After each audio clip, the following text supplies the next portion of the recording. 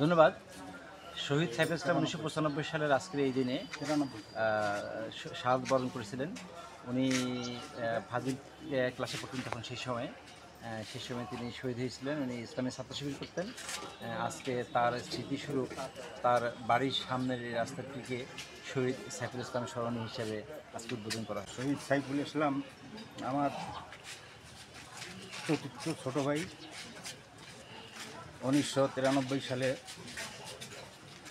রংপুর জাহাজ কোম্পানি মোড়ে ঘাদানি কর্তৃক গুরুতর আহত হয়ে রংপুর মেডিকেল কলেজে 19 ঘন্টা অজ্ঞান থাকা অবস্থায় মৃত্যুবরণ করেন। শহীদ সাইফুল ইসলামের অপরাধ ছিল সে বাংলাদেশ ইসলামী ছাত্র শিবিরের সাথী ছিল, এটাই তার বড় অপরাধ। ঘাদানি কমিটির দ্বারা তাকে আহত করেছে এবং তার মৃত্যুর দিকে তাকে পৌঁছায় দেওয়ার একমাত্র অপরাধ হলো সে বাংলাদেশ ইসলামী ছাত্র শিবির এবং আল্লাহ রাসূলের পথে চলা, এটাই তার বড় অপরাধ।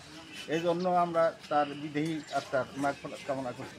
1993 সালের এই দিনে শহীদ সাইফুল ইসলাম মৃত্যুবরণ করে। তাকে জাহাজ কোম্পানিতে নির্মমভাবে হত্যা করা হয়।